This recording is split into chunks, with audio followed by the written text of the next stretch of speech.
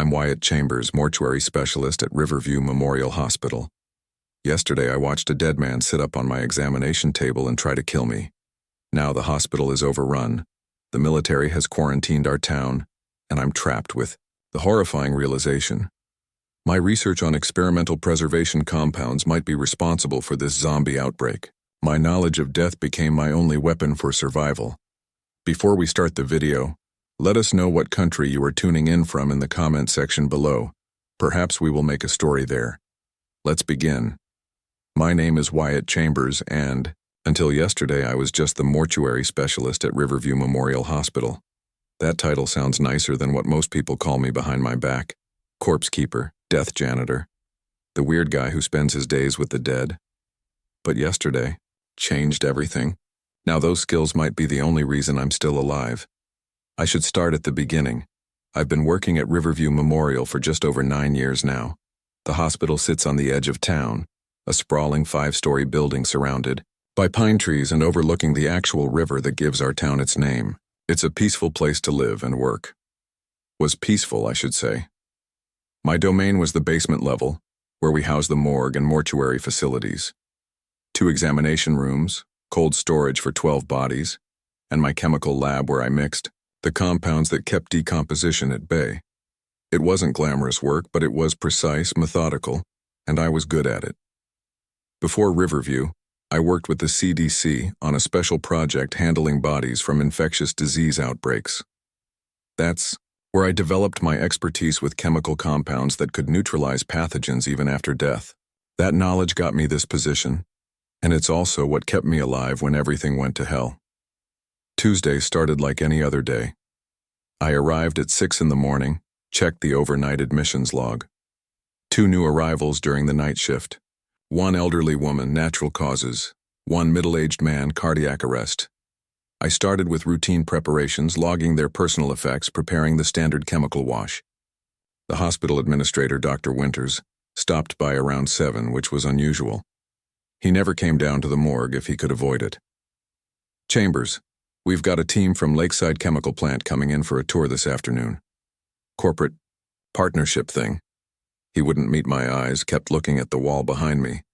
They're interested in your preservation techniques. I remember thinking it was strange.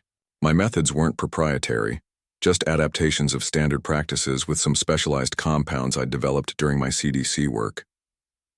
Any particular reason, sir? I asked. Something about their research division expanding into medical preservation. Just show them around, answer their questions. Then he added something that should have been my first warning. But don't discuss that experimental compound you were testing last month. That's still under review. He was referring to XP57, an experimental preservation fluid I'd been developing that showed unusual properties in tissue samples. The compound was designed to halt decomposition completely, but in early tests, it seemed to maintain cellular activity longer than should have been possible. I documented some concerning results and recommended further testing before approval, but I hadn't heard anything since filing my report. I was scheduled to meet the chemical plant team at 2, but I never got the chance. At 11:30, the ER called down. They had a situation. A man had been found collapsed outside the Lakeside Chemical Plant fence. No identification, early 40s, severe fever, unusual lesions across his skin. Dr. Harriet Chen, our best infectious disease specialist, asked me to come up and take a look. That was unusual, being called to examine someone who wasn't dead, yet. When I arrived at the isolation room, Chen was already in full protective gear. Chambers, glad you're here. Look at this. She pointed to the man's arm where the skin had turned a mottled gray color around what looked like a puncture wound. Ever seen anything like this? I leaned in closer. Almost looks like necrotizing fasciitis, but the pattern is wrong. I examined the lesion carefully. The tissue isn't just dying, it's changing. Almost like it's being preserved, while still alive. The patient was unconscious, his breathing shallow and irregular. Monitors showed his heart rate dropping. Any idea what caused it? Chen asked. Can't say for sure, but this discoloration pattern. I hesitated because something about it seemed familiar. It almost resembles the tissue reactions we saw with experimental preservation compounds, specifically one I was working on called XP57. Chen's eyes narrowed behind her face shield. Could this be chemical exposure from the plant? Possibly, but Lakeside doesn't work with mortuary chemicals as far as I know. Still, that nagging sense of familiarity bothered me. Has anyone checked what department he worked in? Security is running his fingerprints now. No ID on him. Chen sighed. Keep this between us for now. Last thing we need is panic about chemical leaks until we know more. I nodded and returned to the morgue, but the image of those lesions stayed with me. There was something about them, something I'd seen before in my research. At 3:42, the call came down. The John Doe had died. Heart failure, they said. His body was being sent to my morgue for examination while they ran tests on tissue samples. When the orderlies wheeled him in, I noticed the lesions had spread across his chest and neck, the skin taking on that same mottled gray appearance. I took samples immediately and prepared for a full examination. Standard protocol for unknown infectious cases requires a special chemical wash before examination. I prepared the solution, stronger than usual given the unknown nature of his condition. As I worked, I kept thinking about those lesions and their similarity to reactions I'd seen in my experimental compounds. I had just finished the preliminary chemical wash when I heard it. A scraping sound from the examination table. I turned, expecting to see the sheet had slipped off. The sheet was moving. In 15 years of mortuary work, I'd seen gas release cause corpses to shift. I'd seen muscle contractions make limbs jerk. This was different. The sheet rose and fell like the man was breathing. But he wasn't breathing. He was dead. I'd confirmed it myself. I approached cautiously, scalpel still in my gloved hand. With my free hand, I pulled back the sheet. His eyes were open, not the vacant stare of a corpse, but moving, tracking. They fixed on me, and something in them was hungry. Before I could react, he lunged upward, grabbing my arm with surprising strength. His mouth opened, teeth snapping. I jerked back, but he held firm. Those teeth sank into my forearm, but my thick chemical-resistant sleeve saved me from breaking skin. I reacted on instinct, grabbing a container of concentrated formaldehyde from the nearby tray and smashing it across his head. The glass shattered, chemicals splashing across his face. He staggered but didn't fall. No, this wasn't possible. He was dead. His heart had stopped. But here he was, attacking me like some rabid animal. I broke free from his grip and backed away, looking frantically for a weapon. The bone saw was too far. The scalpel in my hand seemed laughably inadequate. He lurched off the table, chemicals dripping from his face, eyes still fixed on me with that terrible hunger. I backed up until I hit the storage cabinet, nowhere left to go.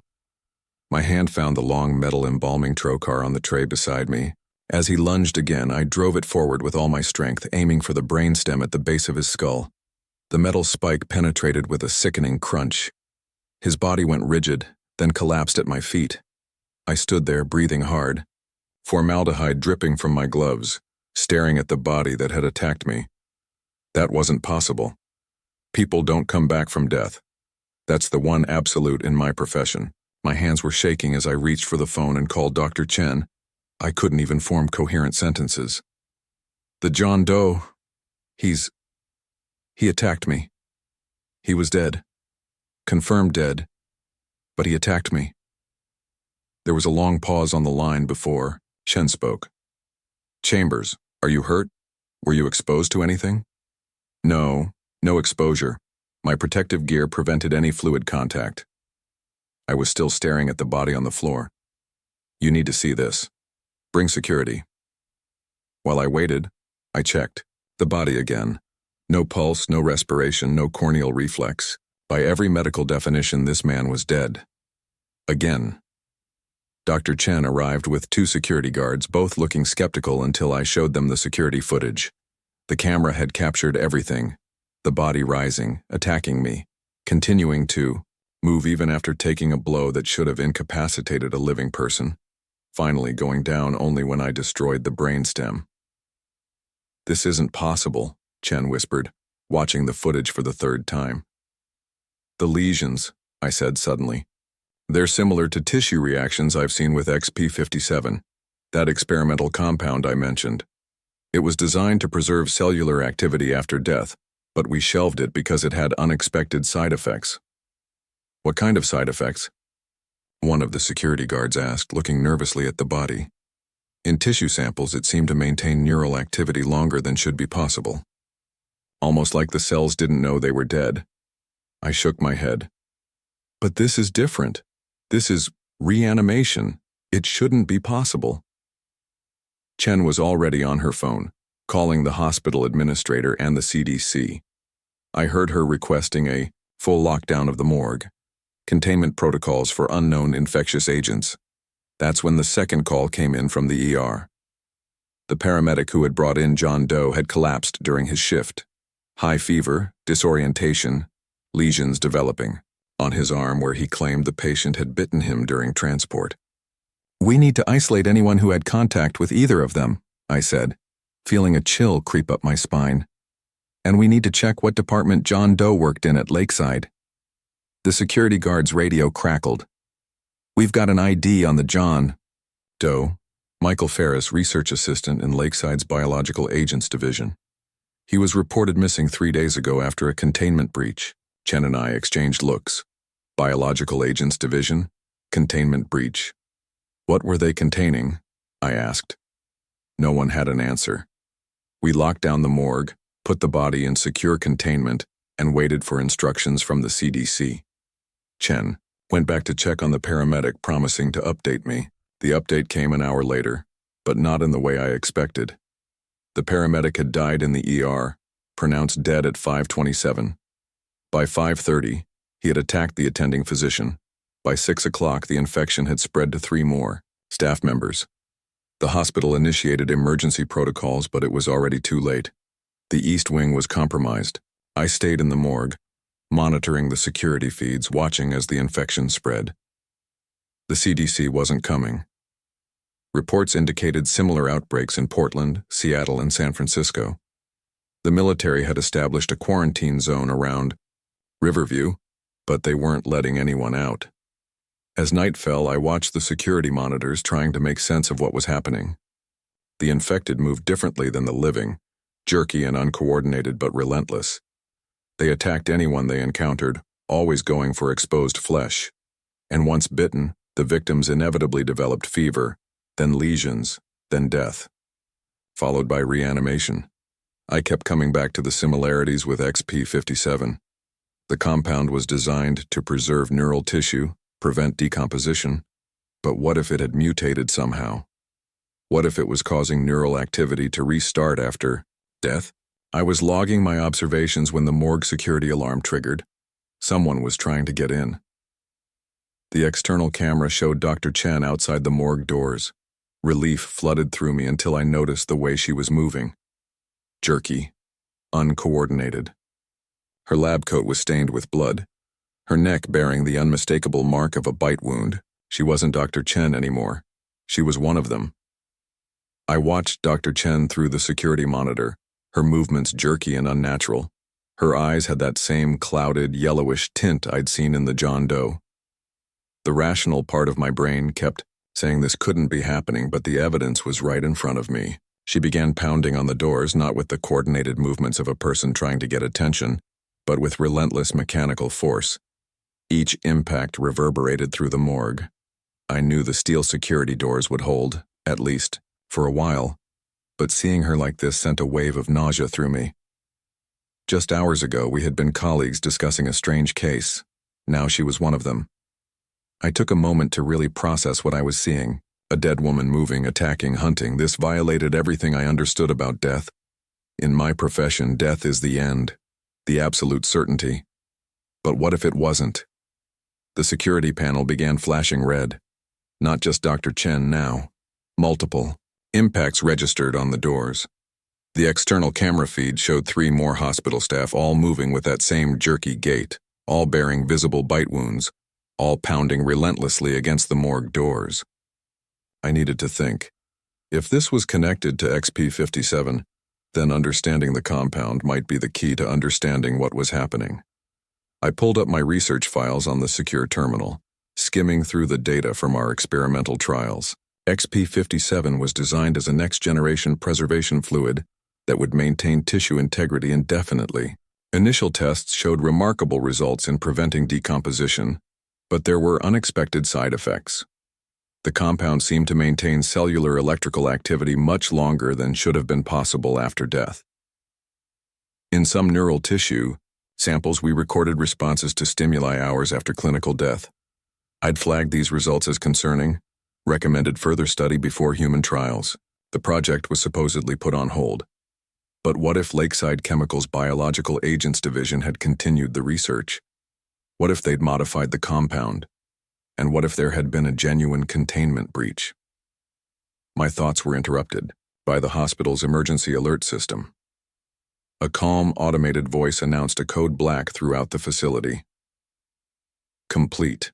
Lockdown. All personnel to secure locations. This wasn't a drill.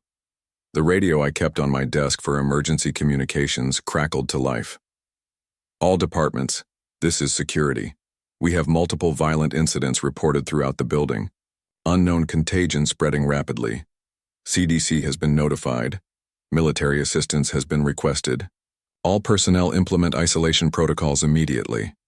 There was a pause, then the voice returned, less composed. Be advised, infected individuals are extremely violent and appear immune to pain compliance techniques. Security is falling. Back to the administrative wing. Good luck, everyone. The radio went silent. I checked the security monitors again. The main corridors of the hospital were chaos. Staff running, patients being wheeled to safer areas, and behind them, the infected, pursuing with that terrible, relentless gait. I needed to assess my situation. The morgue was secure for now, with heavy doors and limited access points. I had supplies, including protective gear, chemical compounds, and surgical tools that could serve as weapons if needed. The ventilation system was isolated from the rest of the hospital as a standard infectious disease precaution. I could hold out here for some time, but I couldn't stay forever. Eventually, I would need to find a way out. I turned back to the research files, searching for anything that might help me understand how to stop or slow the infected. If this was related to XP57, what were its weaknesses? The compound broke down rapidly under certain conditions. Ultraviolet light accelerated its degradation. Specific chemical agents neutralized its preservative effects. Could these be weapons against whatever was happening now? The pounding on the doors continued, growing louder as more infected joined the group outside. I checked my supplies, taking inventory of what might be useful. Formaldehyde, glutaraldehyde, methanol, standard embalming compounds, but in concentrated form, they could be caustic enough to cause damage. I had morphine and other drugs used in the preparation process. UV sterilization lamps for the examination tables, surgical tools that could serve as weapons. I began mixing a compound based on what I knew about XP57's weaknesses. A concentrated solution that might disrupt whatever was reanimating these people, or at least slow them down. The security monitor showed more infected gathering outside the morgue doors. Among them now I recognized orderlies, nurses, even patients still in hospital gowns, all moving with that same terrible purpose. The hospital's emergency radio broadcast. Another update. This is Dr. Winters, hospital administrator. The situation has escalated beyond our capacity to contain. Military forces have established a quarantine perimeter around Riverview. No one is being allowed in or out at this time. We've lost contact with the East Wing. All surviving personnel are directed to the administrative wing on the west side, 5th floor. Security will escort groups when possible. I checked the hospital map on the wall. The administrative wing was on the opposite side of the building from the morgue. Getting there would mean traversing the main corridors, which were now overrun based on the security feeds. Another voice broke through on the radio. This is Nurse Patel from Pediatrics. We're barricaded in the children's ward with 12 patients. We need immediate assistance. The infected have reached our floor. Please, someone respond. There was no response. I felt sick. Children trapped up there with those things closing in. But what could I do? I was just a mortuary specialist, not security, not military. But I was also possibly the only person in this hospital who understood what might be happening. The pounding at the morgue doors suddenly stopped. I checked. The external cameras. The infected had backed away, their attention drawn to something off camera. A moment later, I saw what had distracted them. A security guard was running down the corridor, trying to reach the service elevator. The infected immediately gave chase, abandoning the morgue doors. This confirmed something I'd suspected from watching the security feeds. The infected were attracted to movement and sound. They responded to living humans with single-minded aggression but showed limited interest. In secure areas without visible targets, that might be useful information if I tried to move through the hospital. The guard didn't make it to the elevator. I turned away from the camera feed as the infected swarmed him, his screams cut off abruptly. I needed to focus on what I could control. I continued preparing chemical compounds, creating several batches based on different approaches, one designed to mask human scent and heat signature, theorizing that the infected might hunt by those markers. Another concentrated solution of chemicals known to break down XP57, loaded into spray bottles that could be used as weapons. Third batch of formaldehyde mixed with glutaraldehyde that might serve as a barrier the infected wouldn't cross. While I worked, I kept thinking about those lesions, the mottled gray skin that spread from the bite wounds. It looked like tissue, preservation occurring in a living host. What if that was exactly what was happening? In mortuary science, we use chemical compounds to halt decomposition, preserve tissues indefinitely. What if this modified version of XP57 was doing that to living tissue, preserving it while simultaneously killing the host? And what if, once the host died, the compound maintained just enough neural activity to create basic movement and hunting behaviors? It wasn't zombies, not in the traditional movie sense. It was science gone terribly wrong. Preservation chemistry twisted into something that turned people into perfectly preserved hunting machines. After about an hour of continuous work, I had several chemical weapons ready. I loaded them into spray bottles, syringes, and containers I could carry. I dressed in full protective gear, the kind we used for handling bodies with highly infectious diseases. It wouldn't stop a determined attack, but it might prevent bite wounds from penetrating to the skin. The radio crackled again. "This is security. We've lost the third and fourth floors completely. All surviving personnel are consolidating on the fifth floor, administrative wing. Military extraction has been promised within 12 hours. If you can safely reach the administrative wing, do so now. This will be our last broadcast. Radio silence from here on out to avoid attracting the infected." 12 hours. The situation was deteriorating faster than I'd anticipated. If I was going to attempt to reach the administrative wing, I needed to do it sooner, rather than later, before the entire hospital was overrun. I consulted the hospital's maintenance maps looking for alternate routes. The morgue connected to a service tunnel that ran beneath the main building, originally designed for discreetly transporting bodies and supplies. That tunnel emerged near the mechanical room on the first floor, which had stairwell access to all floors including the administrative wing. It was a viable route, potentially avoiding the most heavily infected areas. I gathered my chemical weapons, tools that could serve as physical weapons, and a small bag of supplies including water and emergency rations we kept in the morgue for disaster situations. The irony wasn't lost on me. This qualified as a disaster, beyond anything we'd imagined. Before leaving, I checked the security feeds one last time. The corridors outside the morgue were momentarily clear, the infected having followed that poor security guard. But elsewhere in the hospital, the situation was dire. The main lobby was filled with infected, both hospital staff and patients. The emergency room where this all began was completely overrun. I took a deep breath, steeling myself for what was to come. The rational part of my brain was still screaming that this couldn't be happening, that people don't come back from death. But I'd seen it with my own eyes. The rules had changed. As I prepared to enter the service tunnel, my gaze fell on the cold storage units where bodies awaited processing. including the elderly woman who had died of natural causes overnight. What if she reanimated too? Was this affecting all the recently deceased or only those infected through bites? I couldn't take the chance. I approached her storage unit, removed her body, and used the embalming trocar to ensure she couldn't reanimate. It felt like a violation of everything I'd been trained to do, but these weren't normal circumstances. With that grim task complete, I turned to the service tunnel entrance, a heavy metal door with a keypad lock that only morgue staff knew the code for.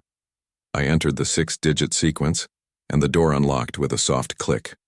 Beyond it lay a concrete tunnel, dimly lit by emergency lighting. It stretched about 100 yards before reaching the mechanical room access point. It should have been empty. It wasn't. About halfway down the tunnel, a figure was hunched over something on the ground. Even in the dim light, I could see the jerky movements as it tore at whatever it had caught. An infected. In my escape route. I had two choices. Go back and try to find another way out, potentially through more heavily infected areas, or test my theories and chemical weapons on this lone infected, clearing my escape route. I opted for the second choice. This was as controlled an encounter as I was likely to get. One infected, in a confined space, with multiple retreat options.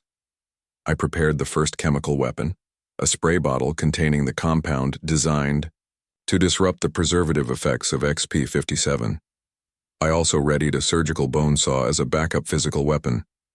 Moving as quietly as possible, I advanced into the tunnel. The infected was so focused on its feeding that it didn't immediately notice me. As I got closer, I could see it was wearing the uniform of a maintenance worker. The thing on the ground was unrecognizable, torn apart by the infected's relentless attack. At about 15 feet away, the infected suddenly stopped feeding. It went completely still, then slowly turned its head toward me, those clouded yellowish eyes fixed on me with primal hunger. It rose from its crouched position, blood and tissue dripping from its mouth and hands. I raised the spray bottle and waited for it to charge. It came at me with that jerky but relentless gait, moving faster than I expected. I held my ground until it was about 6 feet away, then sprayed the chemical compound directly at its face and chest. The effect was immediate and shocking. The infected recoiled as if struck, making a harsh gurgling sound. The preserved skin where the chemical hit began to bubble and dissolve, revealing decaying tissue beneath. The protective effect of whatever was preserving it was being neutralized. It staggered, disoriented, but not stopped. I sprayed again, aiming for the eyes and mouth. More of the preserved tissue dissolved, but still, it kept coming. Slower now, but still dangerous. I switched to the bone saw, knowing I needed to disable the brainstem to stop it completely. As it lunged again, I sidestepped and swung the saw with all my strength at the base of its skull. The blade connected with a sickening crunch, embedding itself in bone and tissue. The infected collapsed instantly, truly dead now. I stood there breathing hard, adrenaline coursing through my system. The chemical weapon had worked partially. It disrupted the preservation effect but didn't stop the infected completely. Good to know. After ensuring the infected wouldn't rise again, I continued down the tunnel, more cautious now. If one maintenance worker had found their way in here, others might have as well. I reached the mechanical room access point without further encounters. Another keypad, another 6-digit code, and I was in the mechanical room of the main hospital building. The room was large, filled with HVAC equipment, electrical panels, and water heaters. Emergency lighting cast everything in a dull red glow. It appeared empty of infected, but I moved carefully, checking behind equipment and in shadowed corners. A floor plan mounted on the wall confirmed what I remembered. The nearest stairwell was just outside the mechanical room, leading up to all floors, including the 5th floor administrative wing where survivors were gathering. I pressed my ear to the mechanical room door, listening for any sounds from the corridor beyond. Nothing. Slowly, I eased the door open a crack and peered out. The corridor was dimly lit by emergency lighting. Several bodies lay on the floor, unmoving. Hospital staff and patients. Blood splattered the walls and floor, but no movement. No infected in sight. I stepped out cautiously, ready to retreat if needed. The stairwell entrance was about 30 feet away. If I could reach it without attracting attention, I might have a clear path to the 5th floor. That's when the hospital's emergency power failed, plunging the corridor into complete darkness. The darkness was absolute, like being buried alive. For a moment I stood frozen, my back against the mechanical room door, straining to hear any movement in the corridor. In the morgue, we're accustomed to working in dim conditions, but this was different. This darkness concealed things that wanted to kill me. My eyes began to adjust, aided by faint emergency floor strips designed to guide evacuation. They cast just enough glow to reveal the silhouettes of the bodies on the floor. I kept absolutely still, remembering how the infected had responded to movement and sound. Somewhere in the darkness I heard it, the soft scraping of feet dragging against linoleum, then another, and another. The infected were moving, stirred, by the power failure or perhaps drawn by my presence. I needed light, but turning on my flashlight would immediately draw them to me. Instead, I fumbled in my bag for the small UV sterilization light we used for checking surface cleanliness in the morgue. Its purple glow would be less visible than white light while still allowing me to see. I activated it, keeping it pointed downward to minimize the glow. In its faint purple light, I could make out shapes moving at the far end of the corridor. 3, possibly 4 infected, shuffling in my general direction. They hadn't spotted me yet, but it was only a matter of time. The stairwell was 30 feet away, past several of the bodies on the floor. Bodies that might not be as dead as they appeared. I had 2 options. Wait and hope the infected moved away, or make a dash for the stairs while they were still at a distance. Neither option was good, but waiting meant more infected might join them.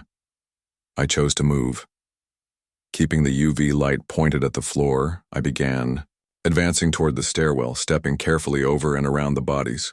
25 feet, 20, 15. That's when one of the bodies on the floor twitched. I froze, watching in horror as what I'd thought was a corpse began to stir.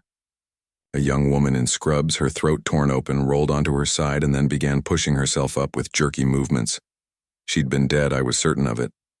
No one could survive that kind of injury. But here she was, reanimating right in front of me. The infected at the far end of the corridor had changed direction, now moving deliberately toward me. They'd sensed me somehow. The newly reanimated nurse was less than 10 feet away between me and the stairwell. I reached for my chemical spray, but in my rush I fumbled it. The bottle clattered to the floor, the sound impossibly loud in the silent corridor. All movement stopped for a heartbeat. Then every infected head turned directly toward me, including the nurse rising from the floor. They'd pinpointed my location from that single sound. No time for subtlety now. I abandoned the fallen spray bottle, pulled out a second one, and made a dash for the stairwell. The nurse lunged as I passed, her hands grasping at my protective suit. I sprayed her directly in the face with the chemical compound. She recoiled, giving me just enough space to slip past. The others were closing fast. I reached the stairwell door, yanked it open, and threw myself through, pulling it shut behind me just as bodies slammed against it from the other side. The heavy fire door held, but I didn't wait to see for how long. I began climbing the stairs, the faint UV light illuminating just enough to prevent falls. The stairwell was concrete, designed for emergency evacuation. 5 flights up to the administrative wing where survivors were gathering. I took the stairs 2 at a time, my breath coming in ragged gasps, the weight of my protective gear and supply bag slowing me down. I reached the 2nd floor landing without encounter, then the 3rd. At the 4th floor landing, I heard movement above me.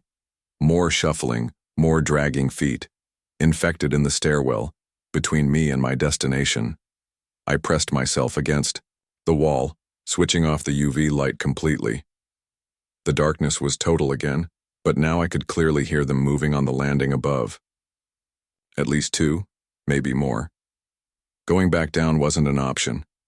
The infected in the corridor had likely found their way into the stairwell by now. I was trapped between 2 groups with nowhere to go except the 4th floor itself. The fourth floor was intensive care and surgery. Under normal circumstances, one of the most secure and sterile areas of the hospital, now likely as overrun as everywhere else. I had no choice. As quietly as possible, I eased open the fourth floor door and slipped through, closing it silently, behind me. The ICU corridor was illuminated by battery-powered emergency lights, providing better visibility than the stairwell. It was also a scene of absolute carnage. Overturned equipment, blood-splattered walls, bodies torn apart. This had been one of the first areas hit when the infection spread. I could see movement at the far end of the corridor, infected wandering aimlessly or feeding on the fallen. If I was careful, I might be able to find another stairwell or elevator, access to the fifth floor without engaging them. I consulted my mental map of the hospital layout. At the opposite end of the ICU wing, past the nurses' station and surgical suites, there was a service elevator used for patient transport.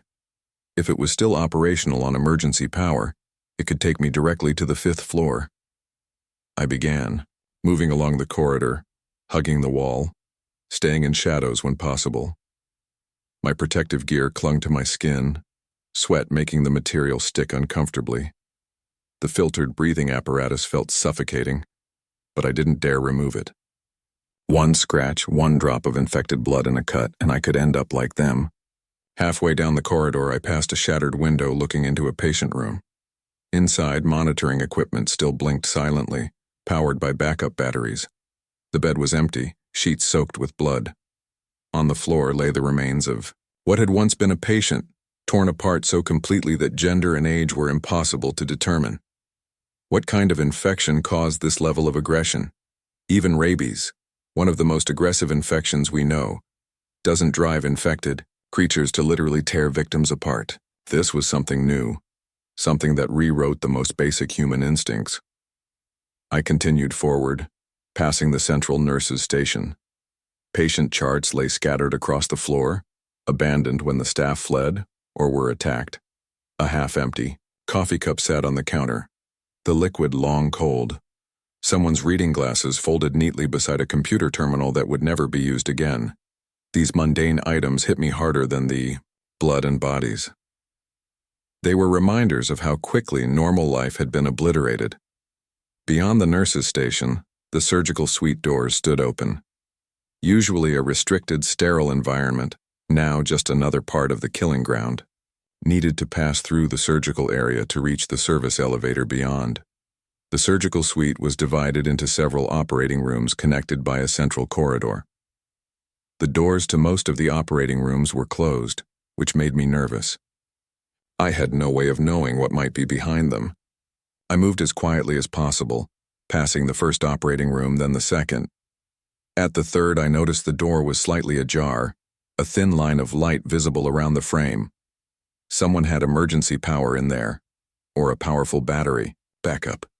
As I drew level with the door, I heard something that froze me in place. A human voice. Not the animalistic groans of the infected, but actual words. BP dropping. We're losing him. More suction. I can't see the bleeder. Someone was performing surgery. In the middle of all this chaos, someone was trying to save a life. I approached the door cautiously and peered through the crack. Inside, lit by powerful surgical lamps on emergency power, a team of 3 medical staff worked frantically over a patient on the operating table. An older surgeon, his face mask splattered with blood. A younger female surgeon, her hands deep in the patient's abdominal cavity. A male nurse, monitoring vitals and passing instruments. They were completely focused on their work, oblivious to what was happening throughout the rest of the hospital. Or perhaps they knew and were determined to finish their task regardless. I was about to knock, to alert them to my presence, when I noticed something that made my blood run cold. The male nurse turned slightly, and I could see a ragged bite, wound on his neck, partially covered by his surgical mask. The skin around it was already showing the mottled gray discoloration of infection. He was infected in the early stages, and neither surgeon had noticed, too focused on saving their patient. I had to warn them. But if I entered, if the infected nurse attacked, we'd all be trapped in the operating room with nowhere to run. Before I could decide, the older surgeon, straightened up, sighing heavily. He's gone. Time of death. He checked his watch. 8:15 p.m. There was too much internal damage. Even without everything else going to hell, we couldn't have saved him. The female surgeon stepped back from the table, pulling off her bloody gloves. At least we tried. That's more than most got today. She sounded exhausted, defeated. The infected nurse had stopped moving, standing perfectly still beside the operating table. Something had changed in his posture, more rigid, more focused. I had seconds at most before he attacked them. I threw open the door and shouted, "He's infected! The nurse, look at his neck!" Both surgeons turned toward me in shock, then back to their colleague. The infected nurse was now fully turned toward the female surgeon, his movements taking on that distinctive jerky quality I'd come to recognize.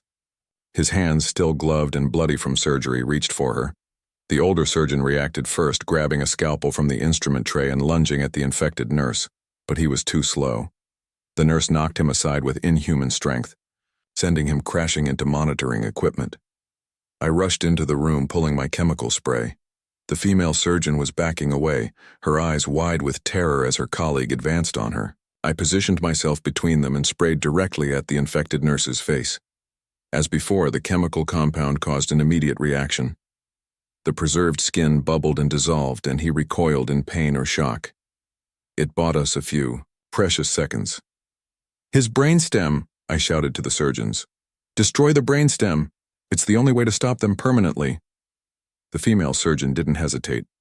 She grabbed a surgical drill from the nearby equipment stand and drove it into the base of the infected nurse's skull as he was recovering from the chemical spray.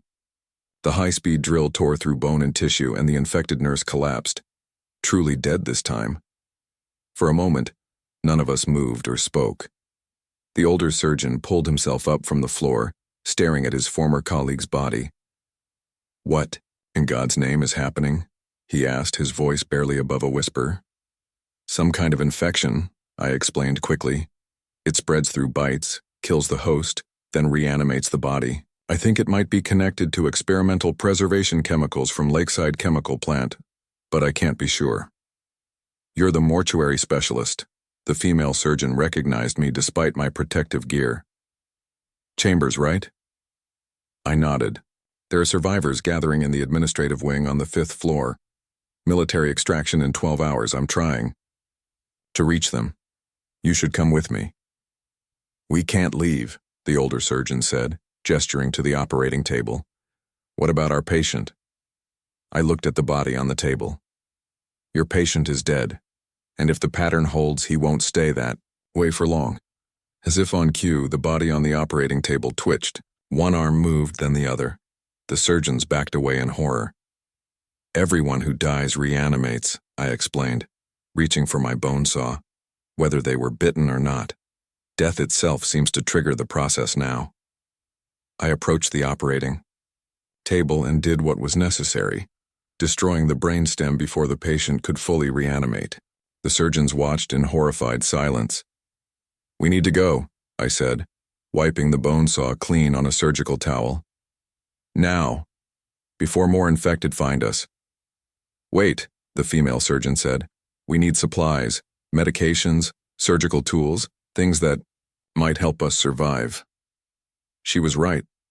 I nodded, and we quickly gathered essential supplies, loading them into bags and cases designed for transporting medical equipment. The older surgeon, still in shock, moved mechanically, following instructions, but barely speaking. "I'm Dr. Sarah Reynolds." The female surgeon introduced herself as we worked. "This is Dr. William Carter. We were in the middle of emergency surgery when everything went to hell. The power went out, the backup generators kicked in, and we just kept working. We had no idea what was happening outside this room."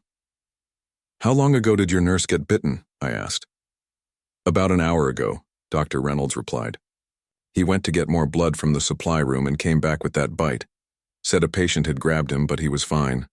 We were so focused on saving our patient." "The progression is accelerating," I said, more to myself than to them. "The first cases took hours to turn, now it's happening faster." "What does that mean?" Dr. Carter asked, finding his voice again. "It means we're running out of time," I answered. "This infection is adapting, evolving. becoming more efficient. With our supplies gathered, we prepared to leave the operating room. I explained my plan to reach the service elevator and go directly to the 5th floor. "There's something else you should know," Dr. Reynolds said quietly. "That service elevator? It stopped working about 2 hours ago.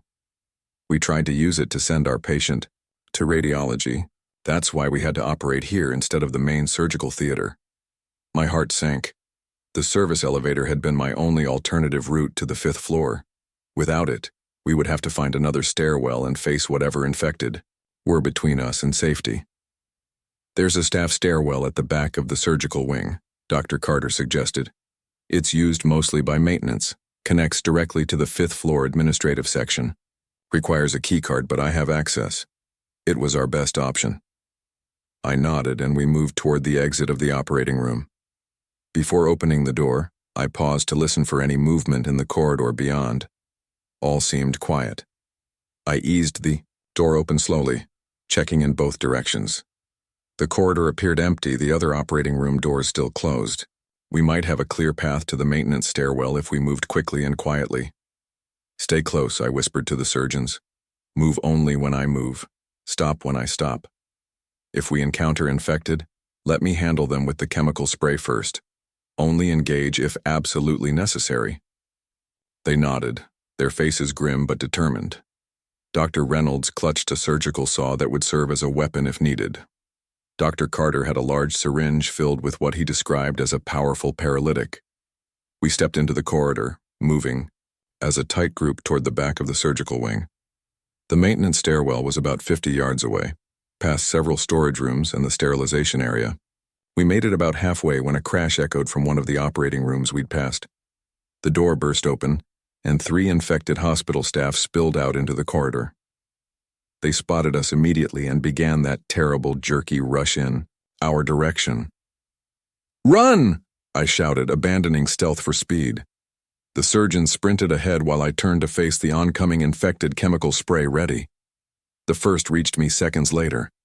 I sprayed directly at its face and chest, causing it to stagger back into the ones behind it.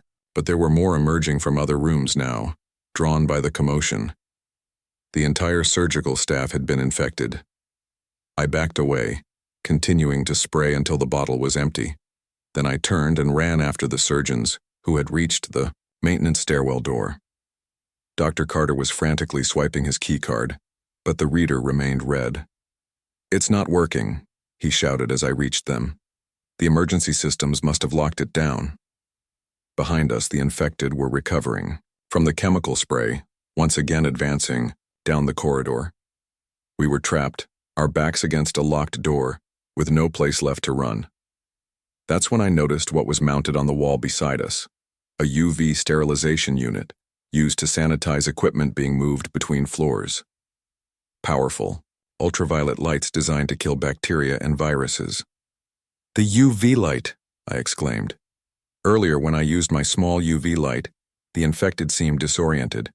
It might affect them more powerfully than normal humans. Dr. Reynolds understood. Immediately, she smashed the emergency glass covering the sterilization unit's manual override and yanked the lever down. Instantly, powerful UV lamps throughout the corridor blazed to life, filling the space with intense blue-white light. The effect on the infected was immediate and shocking. They recoiled, covering their eyes, some collapsing to the ground, writhing in pain. The preserved skin visible on their faces and hands began to blister and break down under the powerful ultraviolet radiation. "It's working!" Dr. Carter exclaimed. "The light is destroying them." Not destroying, I realized. Accelerating the breakdown of the preservative compound. Without it, normal decomposition processes resumed at an accelerated rate. The infected were literally beginning to rot before our eyes. "Keep trying the door," I urged Dr. Carter while the UV light gave us a temporary advantage. He swiped his card again and again until finally the light turned green. We rushed through onto the maintenance stairwell, pulling the door shut behind us. This stairwell was narrower than the main one, dimly lit by emergency lighting.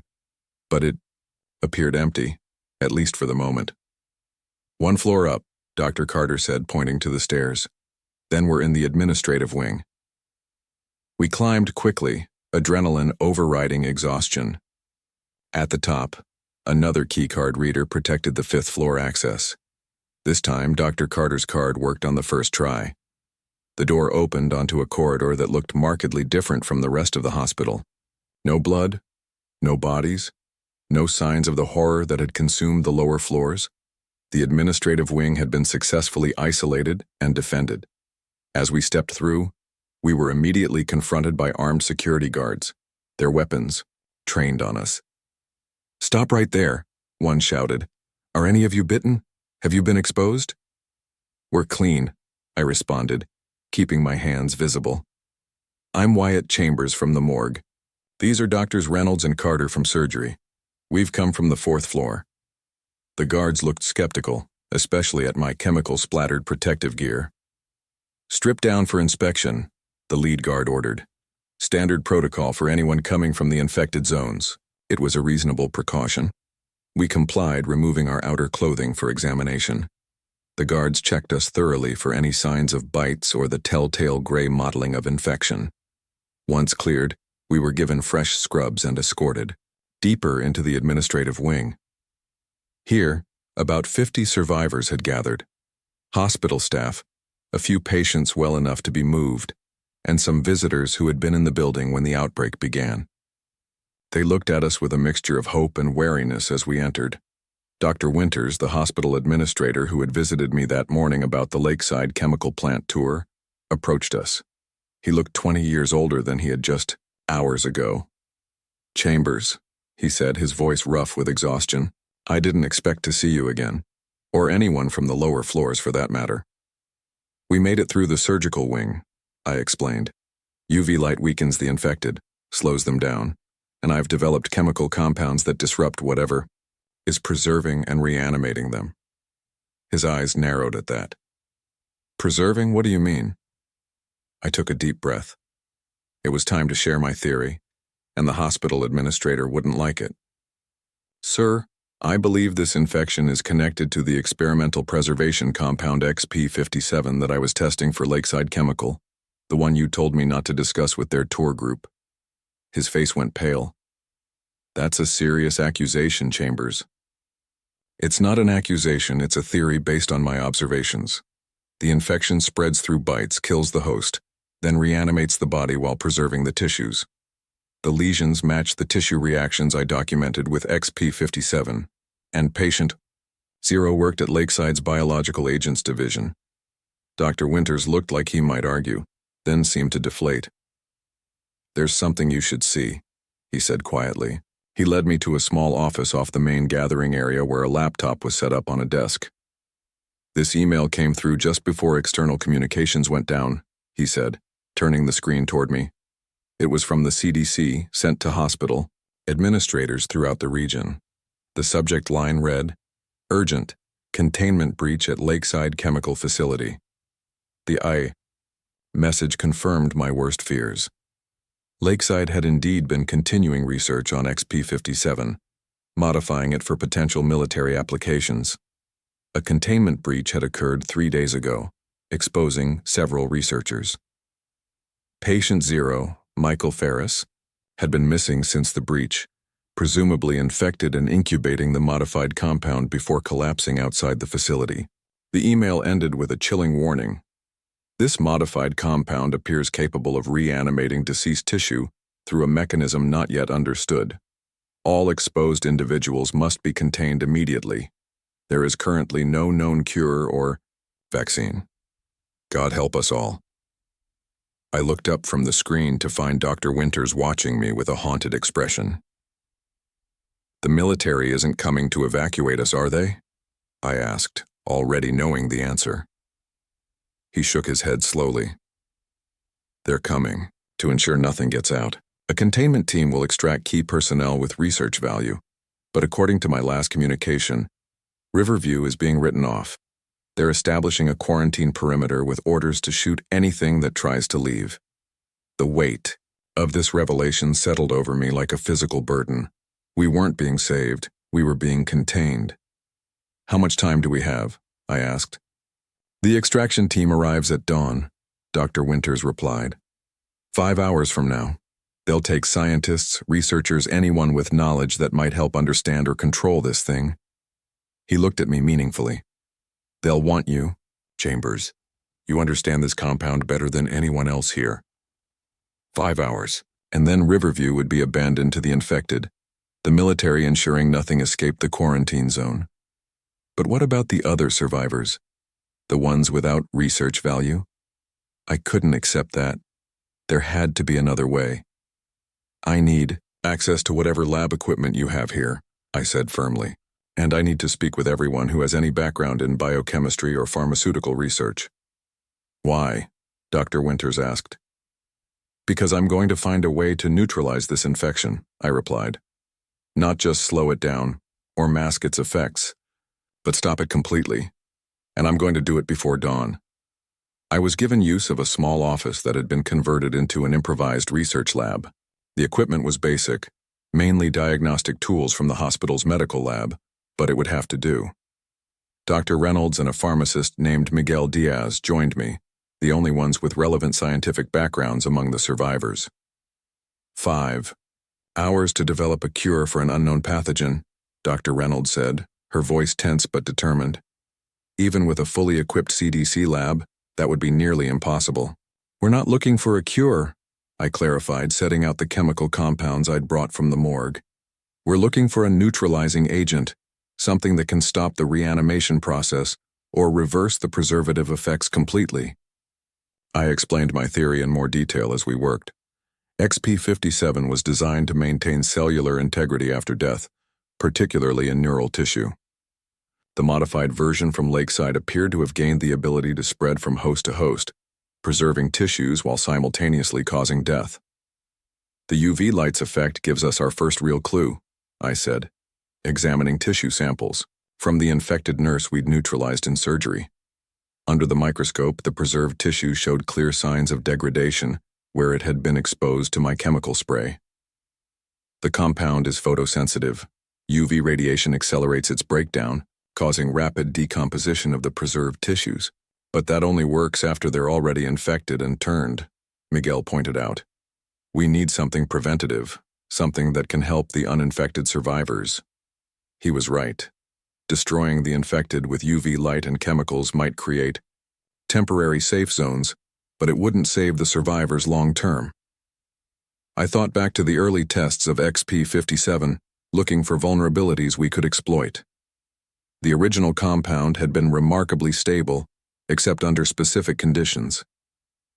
UV light was one, certain solvents were another, and there had been one more thing, something from the early trials that had caused unexpected results. The chelation effect, I said suddenly, the memory surfacing.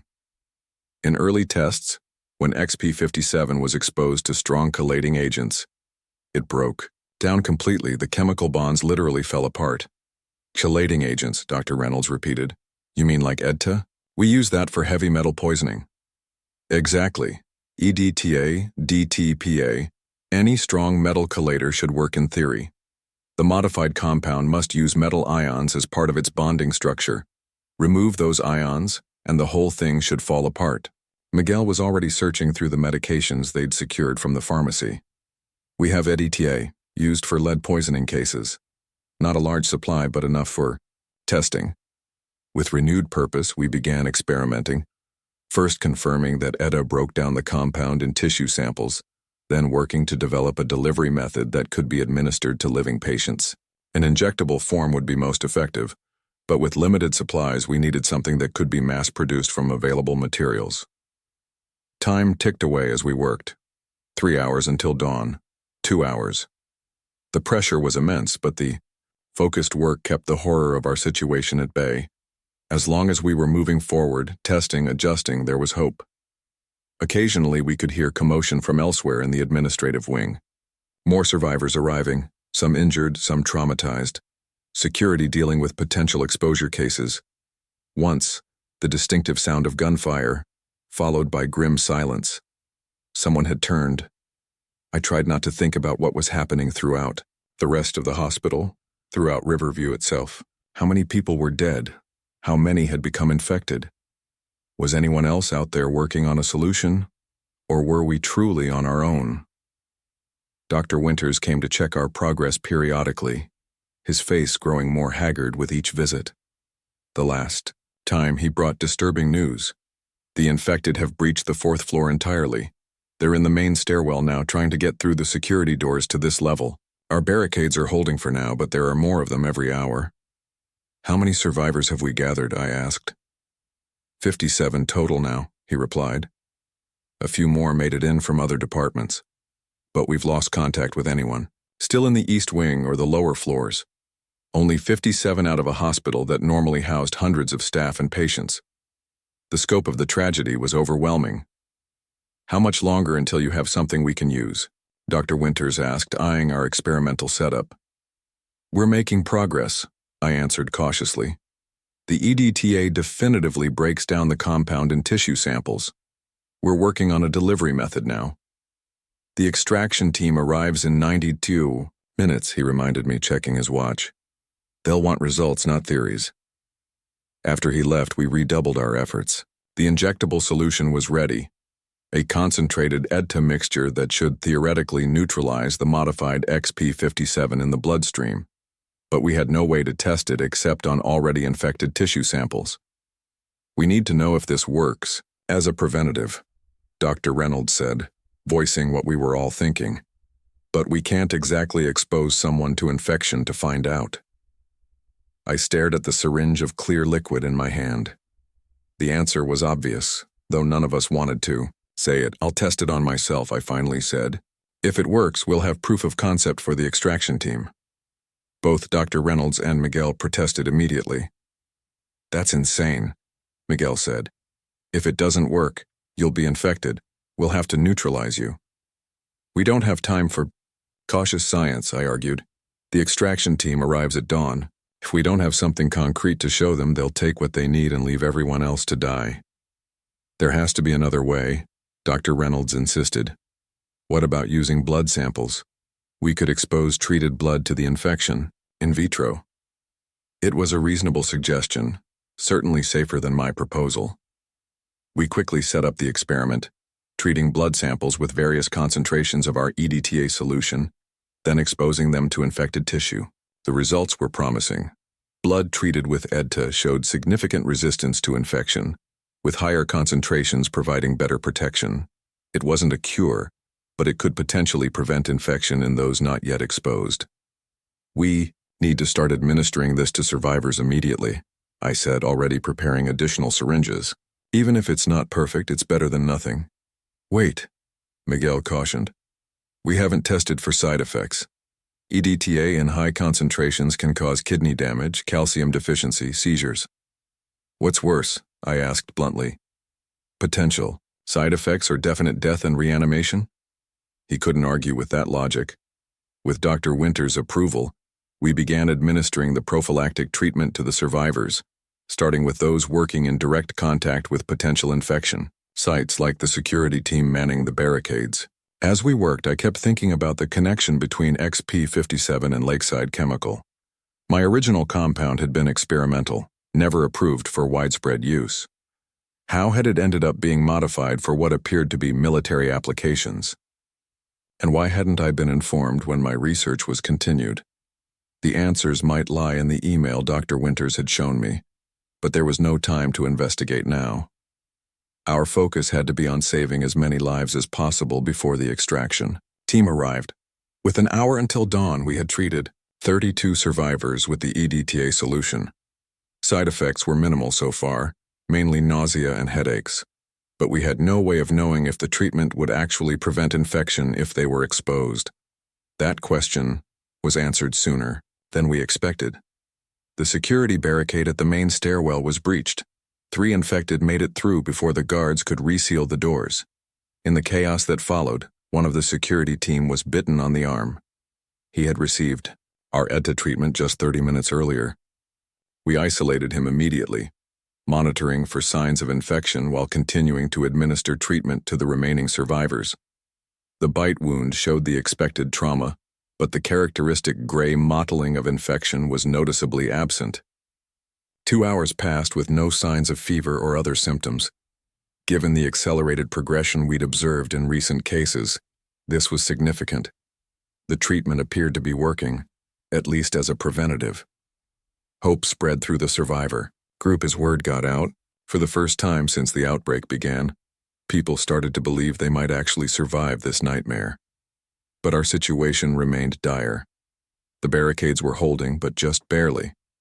The infected seemed to be gathering in greater numbers outside our secure area, as if somehow drawn to the concentration of living humans. And the extraction team was due to arrive any minute. Dr. Winters called me to his office as the first light of dawn became visible through the windows. "The helicopter is inbound," he said, pointing to a military radio on his desk. 5 minutes out. They're landing on the roof." "How many can they extract?" I asked. His expression told me everything. "Current orders are clear. They're taking key research personnel only. That means you for sure, probably your team as well. Anyone with direct knowledge of the XP-57 compound." "And everyone else?" He couldn't meet my eyes. "Current containment protocol is to secure the building once extraction is complete. No one else in or out." "That's a death sentence for everyone we leave behind," I said, unable to keep the anger from my voice. "We have a treatment that works. We can save these people." "I've reported your findings to the extraction team," Dr. Winters replied. "They're interested in your research but say they need to verify it in a controlled environment before changing containment protocols." Bureaucracy and caution, while the world fell apart. It was infuriating but not surprising. The military was responding the only way they knew how to an unprecedented threat. Contain, control, study. Human lives were secondary to preventing wider outbreak. "I won't go without the others," I said firmly. "Either we all get out or none of us do." Dr. Winters looked surprised, then resigned. "They won't agree to that. They'll take you by force if necessary. You're too valuable to leave behind." He was probably right. Once the military team arrived, I would have little say in the matter, but I had one leverage point they couldn't ignore. "The treatment formula," I said. "It's not written down anywhere. It's in my head, and I'll only share it if everyone gets evacuated." A risky bluff. They could torture it out of me if they were desperate enough, but it might buy time to negotiate, to convince them the survivors weren't a threat if properly treated. The sound of helicopter rotors grew louder overhead. Time was up. "I'm going. To the roof," I told Dr. Winters. "Alone. Let me talk to them first." He seemed about to argue, then nodded. "The roof access is through the maintenance room at the end of the hall. Keycard required." He handed me his own administrator card. "Good luck, Chambers, for all our sakes." I gathered my notes and a sample of the Edita treatment, then made my way to the roof access. The survivors watched me go, their faces showing a mixture of hope and fear. They knew the extraction team was here, knew what it might mean for them. The maintenance room was cluttered with equipment and supplies. A metal ladder led up to a roof hatch, secured with an electronic lock that accepted Dr. Winters' keycard. I climbed up and pushed open the hatch, emerging onto the flat roof of the hospital's administrative wing. Dawn was breaking over Riverview, revealing the full extent of the catastrophe for the first time. Smoke rose from multiple locations throughout the town. Cars were abandoned on streets, some crashed into buildings or each other, and everywhere moving through streets and buildings were the infected, hundreds of them, maybe thousands. Far more than I had imagined. The military helicopter was just touching down at the far end of the roof, its rotors whipping the morning air into a frenzy. 4 soldiers in full biochemical protective gear jumped out, weapons raised. Behind them, 2 individuals in what appeared to be CDC hazard suits emerged more cautiously. I stood my ground as they approached, hands visible. My own protective gear marking me as hospital staff rather than infected. "Wyatt Chambers," one of the CDC officials called out over the noise of the helicopter. "I'm Dr. Ellis from the CDC Biocontainment Division. We've been briefed on your situation." "I have information about the outbreak," I replied, holding up my notes and the sample vial, "and a potential treatment that's shown success in preventing infection." Dr. Ellis gestured for me to follow them back to the helicopter. We're authorized to extract you and any key research personnel. Please come with us immediately. There are 57 survivors in the administrative wing, I said, standing firm. All need extraction. Many have already been treated with the preventative compound I developed. They pose no infection risk. The military team leader stepped forward. Our orders are clear. Research personnel only. The containment protocol for Riverview has already been approved at the highest levels. What containment protocol? I demanded, though I already suspected the answer. The team leader's expression was grim behind his face shield. Once we're clear, Riverview will be sanitized. Nothing gets out. Standard protocol for Class 5 biohazard containment. Sanitized. A clinical term for what would essentially be the destruction of an entire town, along with anyone left inside. Whether by bombing, chemical agents, or simply sealing it off and letting the infection run its course, the result would be the same. Everyone I'd been working to save would die.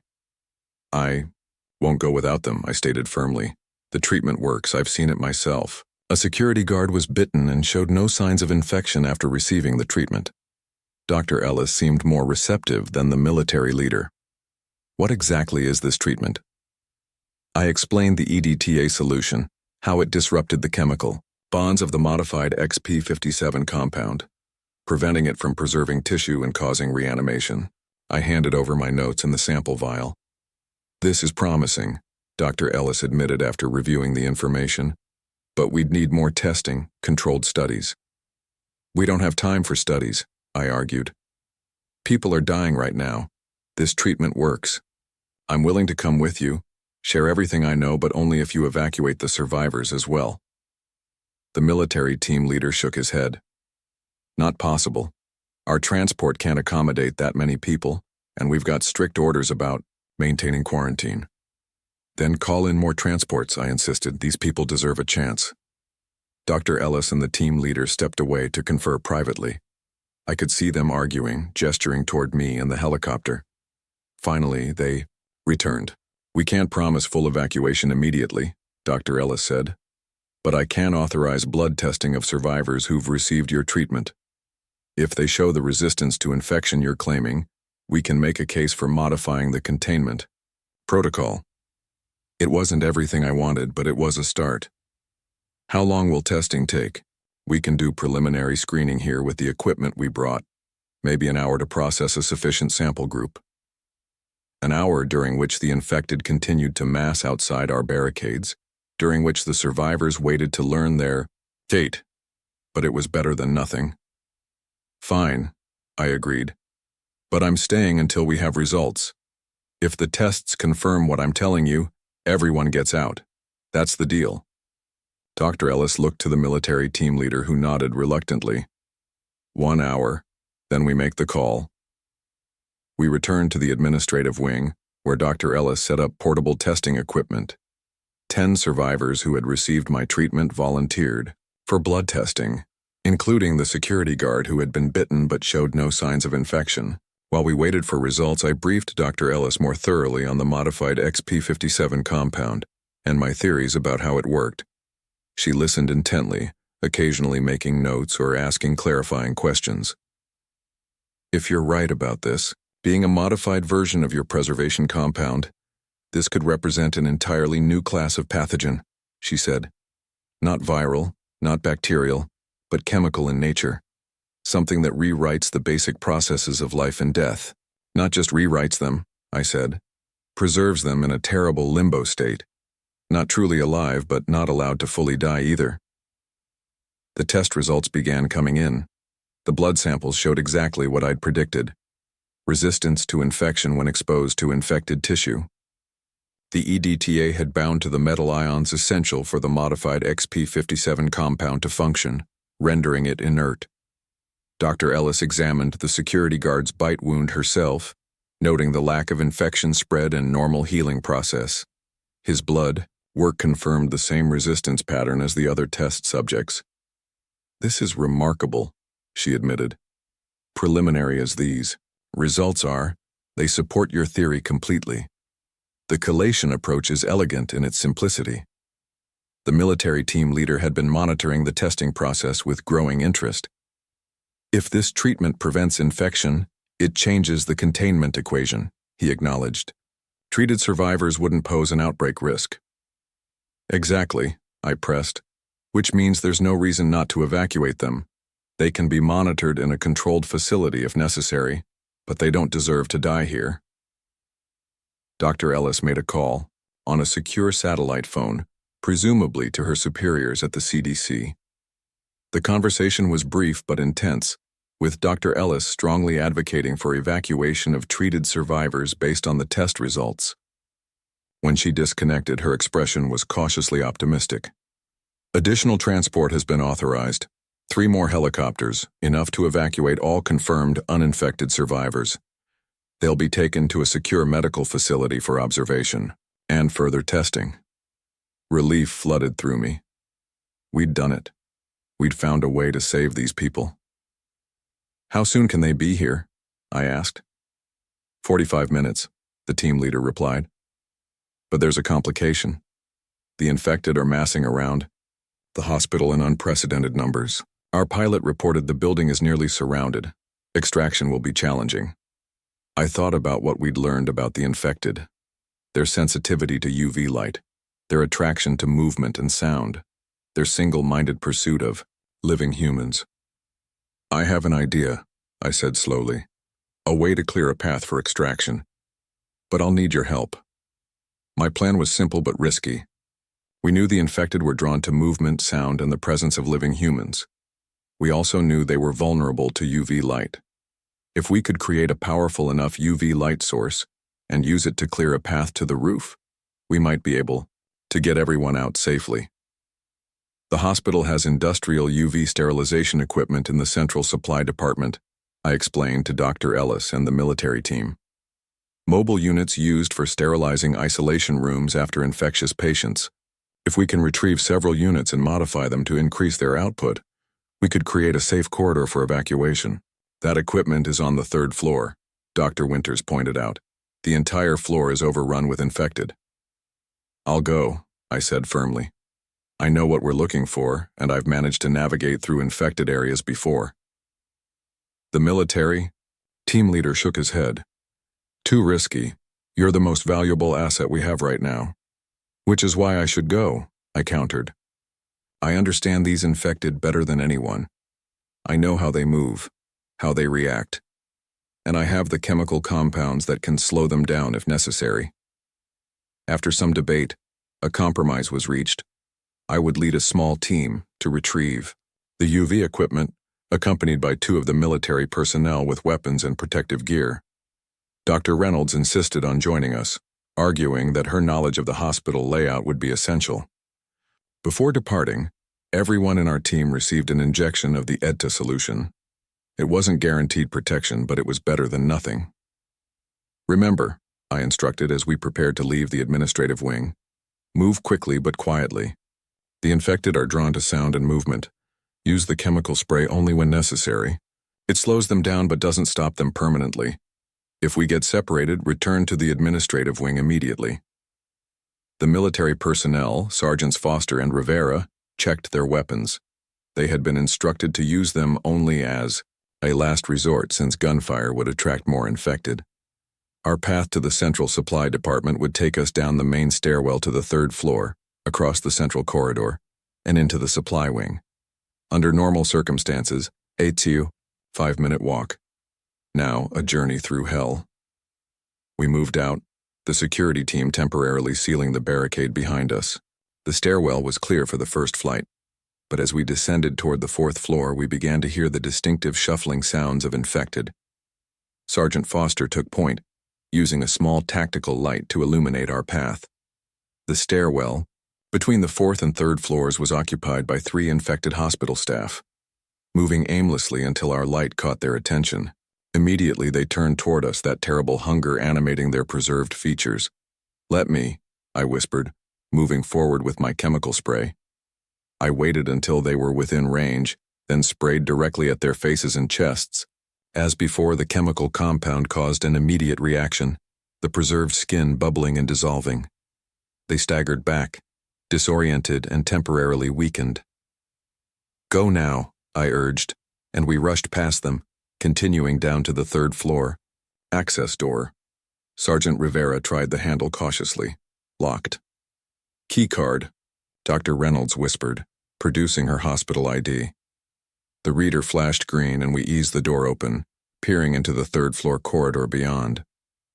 What we saw made my blood run cold.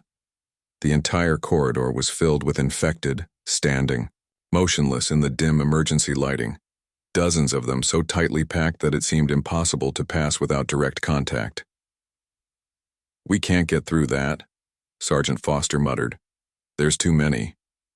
Dr. Reynolds touched my arm, pointing to a small sign on the wall. "Service corridor. It runs parallel to the main hallway, used for maintenance access. It might be clearer." The service corridor access was 20 feet away, requiring us to step into the main corridor where the infected were gathered. It was a terrible risk, but our only option. We moved as one, silently crossing to the service door. I held my breath as we passed within feet of the nearest infected, expecting at any moment for them to notice us. But they remained oddly still, almost dormant in the absence of obvious stimuli. Dr. Reynolds swiped her card at the service door, and we slipped through into a narrow utility corridor lined with pipes and electrical conduits. It was dusty and clearly seldom used, but gloriously empty of infected. "Central supply should be accessible through this service corridor," Dr. Reynolds whispered, taking the lead. 3 junctions down, then right. We moved quickly now, counting junctions as we passed them. 1, 2, 3, right turn. Ahead, another card reader guarded a door marked Central Supply, Authorized Personnel Only. The card worked and we entered the Central Supply Department. It was a large open space filled with shelving units containing medical supplies of all kinds. In the back corner, I spotted what we were looking for. 4 mobile UV sterilization units, each about the size of a small refrigerator on wheels. "There they are," I said, pointing. "We'll need at least 2, preferably 3 if we can manage it." Sergeant Foster kept watch at the door while the rest of us examined the units. They were designed to sterilize hospital rooms after infected patients were discharged, emitting powerful UVC light that killed bacteria and viruses on exposed surfaces. "These are standard output," I noted, examining the control panel. "Designed for safety protocols. We need to modify them for maximum intensity." Dr. Reynolds and I worked quickly, bypassing safety limiters and removing protective shields to increase the light output. It was dangerous, potentially exposing us to harmful levels of UV radiation, but necessary for our purposes. "These will emit light powerful enough to cause serious eye and skin damage," I warned as we finished the modifications. "Anyone using them will need full protective gear, and everyone else should avoid direct exposure." With the modifications complete, we prepared to move the units back to the administrative wing. Each UV unit was heavy and awkward to maneuver, requiring 2 people to push effectively. We decided to take 2 units, with Sergeant Foster and me pushing one, and Dr. Reynolds and Sergeant Rivera handling the other. Our return journey through the service corridor was tense but uneventful. The real challenge would come when we needed to cross back through the main corridor to reach the stairwell. At the service door, we paused to prepare. I distributed protective goggles from supply to everyone, explaining that once we activated, the UV unit's direct exposure could cause painful corneal burns. "We'll activate the units as soon as we enter the main corridor," I instructed. "The infected should recoil from the light, creating a path for us to move through. Stay close, move quickly, and don't look directly at the lamps." We positioned ourselves at the door, UV units ready, and on my count, pushed through into the main corridor. Immediately, we activated both units at maximum intensity. The effect was more dramatic than I had anticipated. The infected closest to us recoiled violently, some collapsing to the ground as their preserved skin began to blister and break down under the intense UV radiation. Others backed away, creating a corridor of space between them.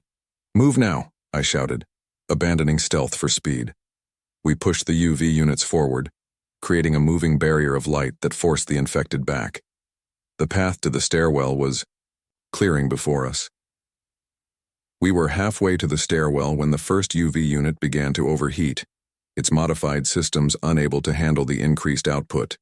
Alarms blared from its control panel, adding to the chaos. "Keep moving," I urged as the light from the first unit began to flicker. "We're almost there." The stairwell door was just ahead when the first unit failed completely, its light extinguishing as internal systems shut down. Immediately, the infected behind us began to advance again, no longer held at bay by the UV radiation. Sergeant Foster abandoned the failed unit, drawing his weapon as the nearest infected closed in. "Get to the door," he shouted. "I'll hold them off." Dr. Reynolds had reached the stairwell door with the second UV unit, swiping her card frantically at the reader. The door unlocked, and she pushed through with the unit. I turned back to help Sergeant Foster, who was keeping the infected at bay with controlled bursts from his weapon. Each shot dropped an infected temporarily, but the noise was attracting more from adjoining areas. "Go!" he insisted, backing toward the door. "I'm right behind you." I retreated to the stairwell door, helping Dr. Reynolds maneuver the remaining UV unit through. Sergeant Rivera was already inside, securing the stairwell beyond for our ascent. Sergeant Foster backed through the door last, still firing controlled shots to slow the advancing infected. We pulled the door shut as hands began to reach for us, the heavy fire door closing with a solid thunk. Dr. Reynolds' key card locked it from our side. "That was too close," Sergeant Foster gasped, reloading his weapon. "And now every infected on this floor knows we're here." He was right. The gunfire had drawn attention, and already we could hear infected gathering on the other side of the door, pounding against it with relentless force. "We need to move," I urged, "up to the administrative wing before they find another way in." We began ascending the stairs, pushing the remaining UV unit ahead of us. It was awkward on the stairs, requiring all of us to lift and maneuver it up each flight. Behind us, the pounding on the third-floor door continued, growing louder as more infected joined the effort. We had just reached the fourth-floor landing when a new sound caught our attention. Infected coming down from above, drawn by the commotion. We were about to be caught between two groups. "Activate the UV unit," I ordered, and Dr. Reynolds complied. The powerful light filling the stairwell with harsh blue-white illumination. The infected descending from above recoiled from the light, some tumbling back up the stairs in their haste to retreat. With the path momentarily cleared, we continued upward, pushing the UV unit ahead of us as a shield. The fifth-floor access, dart appeared ahead, and beyond it, safety. Sergeant Rivera reached the door first, using Dr. Winter's administrative keycard to unlock it. The door swung open and we pushed through with the UV unit, sealing it behind us just as infected began to appear on the landing below. We had made it back, and with one functional UV unit. But the commotion had alerted every infected in the building to our presence, and they were now converging on the administrative wing from all directions. Dr. Ellis and the military team leader met us in the corridor. "The additional transport is 15 minutes out," Dr. Ellis reported, "but we have a bigger problem. The building is surrounded by infected, hundreds of them, all converging on this location. The roof extraction is going to be nearly impossible." I shared our experience retrieving the UV equipment, explaining how the light had created a path through the densest concentration of infected I'd seen. "We can use this unit to clear a path to the roof," I suggested, "but we'll need a distraction to draw some of the infected away from the building first." The military team leader nodded, thoughtfully. "My team can handle that. We've got flares and sonic devices designed to attract attention. We can deploy them from the helicopter, draw some of the horde away from the building before the extraction begins." It was a solid plan, but time was running short. The barricades securing the administrative wing were beginning to fail under the increased pressure from infected gathering outside. We could hear them pounding on doors throughout the secured area, the sound growing louder as more joined the effort. "We need to move everyone to the roof now," I said urgently, "before the barricades fail completely." Dr. Winters agreed, and we began organizing the survivors into groups for evacuation. The most vulnerable first, patients and those with injuries, that might slow them down. Then medical staff with critical knowledge of the infection and treatment. Security personnel would go last, maintaining the barricades as long as possible. Dr. Ellis prepared additional doses of the EDA treatment, ensuring everyone received protection before attempting evacuation. It wasn't a guarantee against infection, but it gave them a fighting chance if exposed. As the first group prepared to move toward the roof access, I modified our remaining UV unit one last time, increasing its output beyond safe levels, knowing it would burn out quickly but hopefully provide enough protection for the evacuation. This unit will lead the way, I explained to the group. Stay behind it but not too close. The UV radiation is harmful to living tissue as well, so maintain at least 6 feet of distance. Move quickly but stay together. If anyone falls behind, they stay behind. We can't risk the entire group for one person. It was a harsh reality, but necessary. The survival of the many had to take precedence over the few. The first helicopter was already on the roof, waiting to extract the initial group. The military team had deployed their distractions, drawing some of the infected away from the hospital, but many remained, particularly inside the building itself. I led the first group toward the roof access, pushing the UV unit ahead of me. As expected, we encountered infected almost immediately, drawn by the concentration of living humans. The UV light forced them back, creating a corridor of safety, but more kept coming, drawn by the commotion. We reached the maintenance room that housed the roof access ladder. This would be the most vulnerable point in our evacuation, as people would have to climb the ladder one by one, temporarily out of range of the UV unit's protection.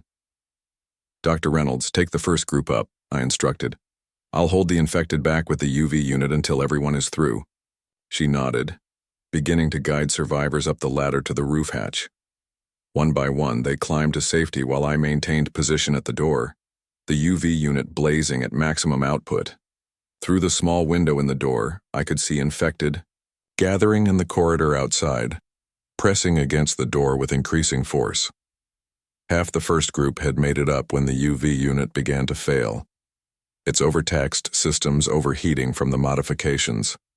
The light flickered, momentarily, dimming before returning to full intensity. It's failing, I warned. We need to move faster. Dr. Reynolds accelerated the evacuation, practically pushing people up the ladder now. The sound of the helicopter on the roof grew louder as it prepared for takeoff with the first group. The last survivor from the first group disappeared through the roof hatch just as the UV unit failed completely, its light extinguishing as internal systems shut down. Immediately, the pressure on the door increased as infected sensed the loss of the deterrent. Get the second group ready, I called to Dr. Winters, who was organizing the next evacuation wave. We've lost the UV protection. The door to the maintenance room began to buckle under the pressure from the infected outside. It wouldn't hold much longer. I looked around frantically for anything that could be used as a barricade or weapon. In the corner of the maintenance room, I spotted a large drum labeled industrial cleaner. An idea formed, desperate but potentially effective. Dr. Winters, get everyone back from the door, I ordered, moving to examine the drum. It contained a powerful industrial-grade disinfectant, highly caustic and flammable. Not something to be used lightly, but we were out of options. With the help of Sergeant Foster, I positioned the drum near the door. When I give the word open the door, I instructed him. I'm going to create a chemical barrier. As soon as it's deployed, slam the door shut again. He looked skeptical but took position by the door. I prepared to tip the heavy drum, aiming it so the contents would spill into the corridor beyond. Now, I shouted, and Sergeant Foster yanked the door open. I immediately tipped the drum, sending a wave of caustic cleaner washing across the floor of the corridor and over the feet and legs of the infected pressed against the door. The chemical immediately began to eat away at the preserved tissue, causing the infected to recoil in what appeared to be pain or shock. Close it, I yelled, and Sergeant Foster slammed the door shut, securing it again as the infected retreated from the chemical barrier. The reprieve would be temporary, but it bought us time for the second helicopter to arrive and begin loading the next group of survivors. From above, we could hear the first helicopter taking off, carrying the initial group to safety. Dr. Ellis approached me as we prepared the second group for evacuation. The blood tests from the first group are continuing to show resistance to infection, she reported. "Your treatment is working. CDC headquarters has authorized full evacuation of all survivors and is reconsidering the containment protocol for Riverview." It was the first genuinely good news since this nightmare began. Not only were we getting people out, but the wider response might be shifting from simple containment to active intervention. The second helicopter landed on the roof as the last of the first group cleared the area. We began sending the second wave up the ladder, moving as quickly as possible while maintaining safety. The chemical barrier outside the door was already losing effectiveness, the infected beginning to press forward again despite the caustic substance on the floor. Halfway through the second group's evacuation, the maintenance room door finally gave way, splintering under the relentless pressure from outside. Infected immediately began pouring through the breach. Sergeant Foster and Sergeant Rivera took defensive positions, using their weapons to target infected closest to the ladder. I grabbed a maintenance wrench, preparing to defend the evacuation route, physically if necessary. "Keep going," I shouted to those still waiting to climb. "Don't stop for anything." The infected pressed forward undeterred by the gunfire. For every one that fell, 2 more took its place. We were being overwhelmed by sheer numbers. Dr. Reynolds had returned down the ladder to help with the evacuation. She reached into her medical bag and produced several syringes filled with clear liquid. "Concentrated edita," she explained, handing one to me. "Direct injection into the brainstem might neutralize them completely." It was worth trying. As the next infected reached me, I ducked under its grasping arms and drove the syringe into the base of its skull, injecting the contents directly. The effect was immediate and dramatic. The infected collapsed instantly, truly dead rather than just temporarily disabled. "It works," I called to the others. "Brainstem injection neutralizes them completely." Armed with this knowledge, we fought more effectively, targeting the brain stems of the infected with precision. But there were too many, and our supplies of concentrated EDTA were limited. The second group was nearly evacuated when Dr. Winters, who had been helping survivors up the ladder, was caught by an infected that had circled behind him. Before anyone could react, it sank its teeth into his shoulder, tearing through cloth and flesh. Sergeant Rivera shot the infected immediately, but the damage was done. Dr. Winters staggered back, clutching his shoulder, blood seeping between his fingers. "Get him up the ladder," I ordered. "He's had the treatment, he might still have a chance." 2 survivors helped Dr. Winters to the ladder and began assisting him up. I couldn't tell if the characteristic gray mottling of infection was already spreading from the bite, or if it was just a trick of the emergency lighting. The second helicopter took off with its load of survivors, including the injured Dr. Winters. The third and final transport was inbound, scheduled to extract the remaining survivors in our team. Less than 20 people remained now, mostly security, personnel who had maintained the barricades until the end. We fought desperately to keep the infected away from the ladder as the last survivors climbed to safety. Sergeant Foster was the next to fall, overwhelmed by infected as he reloaded his weapon. We couldn't reach him in time, and he disappeared under a pile of grasping hands and snapping teeth. The maintenance room was nearly overrun now, with only Dr. Reynolds, Sergeant Rivera, and myself still fighting to keep the evacuation route clear. Above, we could hear the third helicopter touching down. "You 2 go," Sergeant Rivera said, taking up a position directly in front of the ladder. "I'll hold them back as long as I can." "We go together," I insisted, unwilling to leave anyone behind after coming so far. "Someone has to make sure that treatment formula gets out," he argued. "That's you, not me. Now go." Dr. Reynolds grabbed my arm, pulling me toward the ladder. "He's right. You have to survive to help others." With bitter reluctance, I allowed her to guide me to the ladder. We began climbing as Sergeant Rivera continued firing, keeping the infected at bay just long enough for us to reach the roof hatch. As we emerged onto the roof, the full scale of the catastrophe became visible in the morning light. Riverview was overrun completely, infected wandering the streets in numbers I couldn't begin to count. The military had established a perimeter around the town, preventing spread but also ensuring nothing escaped.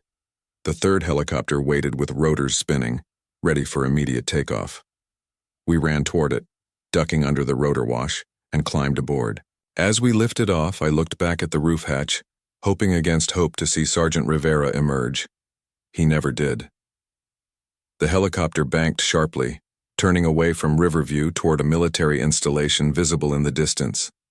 Below us, the town where I had lived and worked for years grew smaller, its streets filled with the shambling forms of the infected. My home, now a necropolis of the living dead. Dr. Ellis sat across from me in the helicopter, a satellite phone pressed to her ear. She was reporting our successful evacuation and the efficacy of the EDTA treatment to her superiors at the CDC.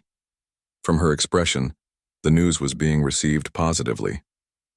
"They're mobilizing a full response team," she said after disconnecting.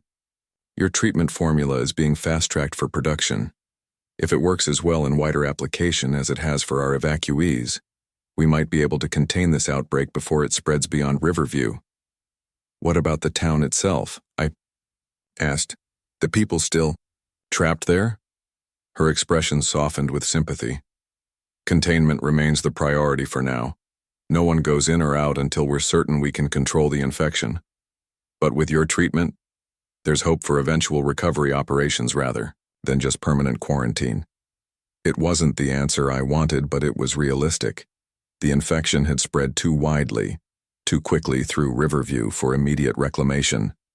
But at least there was hope now, something that had been in short supply just hours ago. Dr. Reynolds squeezed my hand, her expression a mixture of exhaustion and determination.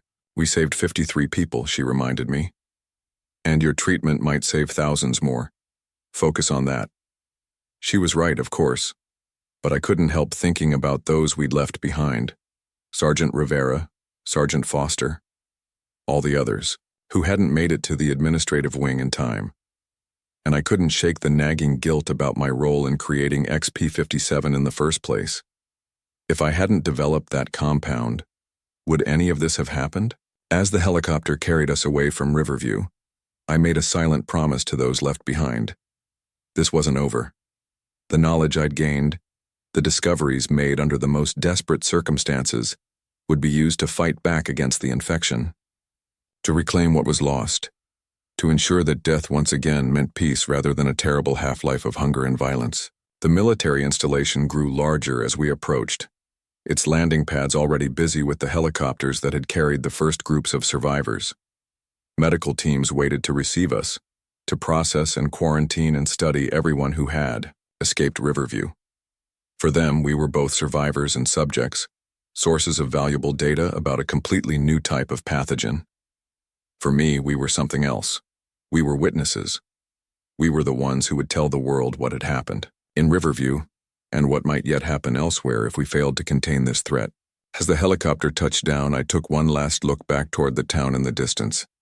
Smoke still rose from several locations, and military vehicles patrolled the perimeter, maintaining the quarantine line. Riverview was lost, at least for now. But humanity still had a chance thanks to the knowledge we'd carried out. I stepped onto solid ground, ready to continue the fight that had begun in my morgue with a single reanimated body. The world had changed overnight, the line between life and death blurred by a chemical compound never meant to leave the laboratory. Now it was up to us, the survivors, to restore that boundary and ensure that death, when it came, remained final. My name is Wyatt Chambers. I was a mortuary specialist who survived the first 24 hours of the zombie outbreak, and this is just the beginning of our story.